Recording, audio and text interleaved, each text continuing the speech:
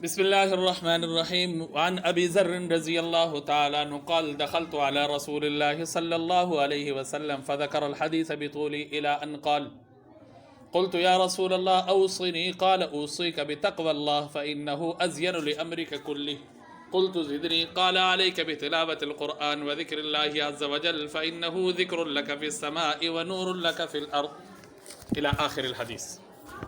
حضرت ابو ذر رضی اللہ تعالیٰ عنہ کی روایت ہے، حضور نبی کریم صلی اللہ علیہ وسلم کی خدمت میں حاضر ہوئے اور آپ صلی اللہ علیہ وسلم سے حضرت ابو ذر رضی اللہ تعالیٰ عنہ نے نصیحت طلب کی۔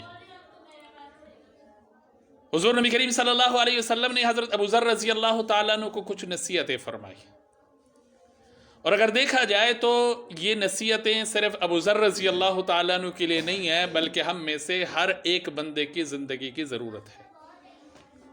اور اگر ہم ان نصیحتوں کو اپنی زندگی میں لانا چاہیں تو ہمارے لیے بھی ان نصیحتوں پر عمل کرنا کوئی مشکل نہیں ہے۔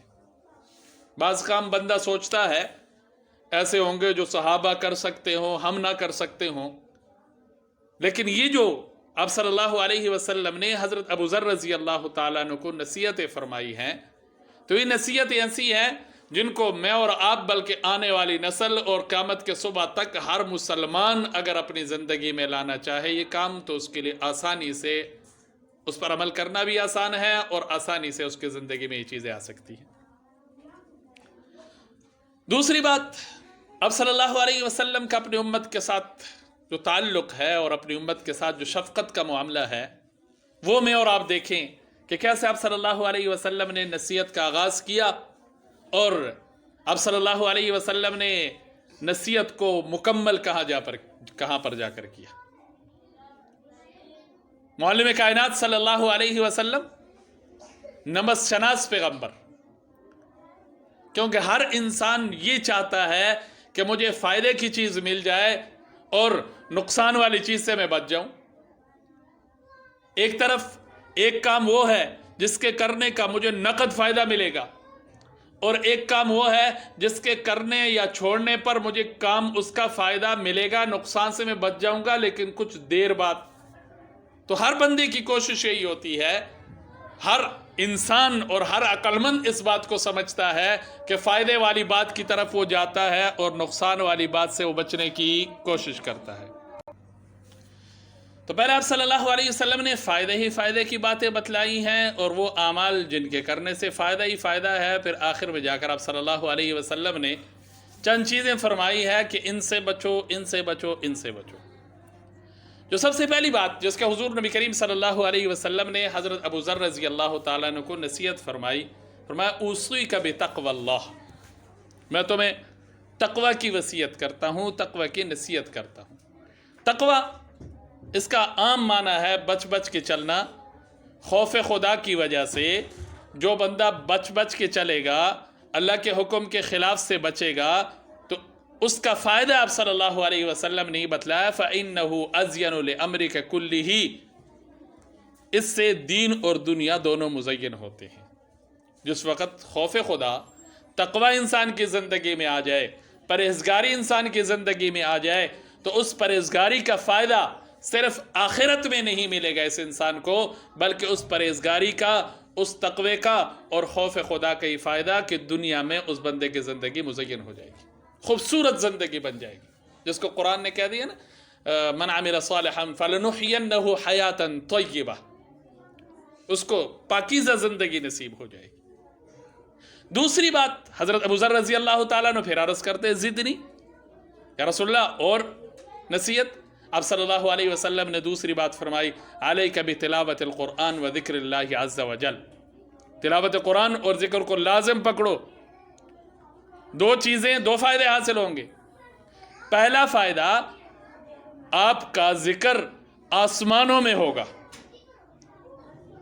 یہ قرآن کی تلاوت کرنا، ذکر کرنا، جب یہ دو کام تمہاری زندگی میں آئیں گے تو ایک فائدہ یہ ہوگا آسمانوں میں تمہارے ذکر کا ہی سبب بنے گا، اور دوسرا فائدہ دنیا میں تمہیں ہی مل جائے گا وَنُورٌ لَكَ فِي الْأَرْضِ، دنیا میں تمہارے لیے یہ نور کا سبب بن جائے گا۔ یعنی ایک خاص قسم کی بصیرت اور سمجھ بوجھ اس کی وجہ سے اللہ تمہیں عطا فرما دیں گے، جس سے اچھے برے کی تمیز کرنا تمہارے لیے آسان ہو جائے گا۔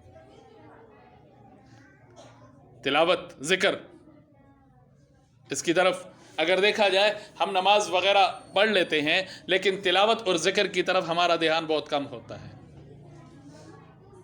ज़िक्र का एहतिमाम है, तिलावत नहीं है, तिलावत का एहतिमाम है तो ज़िक्र अस्कार नहीं है।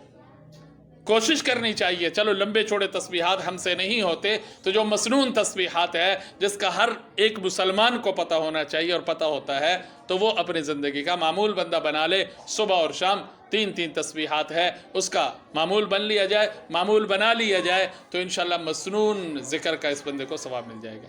ज़ाकिरीन में किसी न किसी दर्जे में इस बंदे का नाम आ जाएगा। 2 बातें। हज़रत उज़र रज़ी अल्लाह तआला अन्हु फिर अर्ज़ करते हैं, कुल तुज़िदनी, या रसूलल्लाह और नसीहत कीजिए। अब सल्लल्लाहु अलैहि वसल्लम फरमाया, अलैका बितूल सम्त,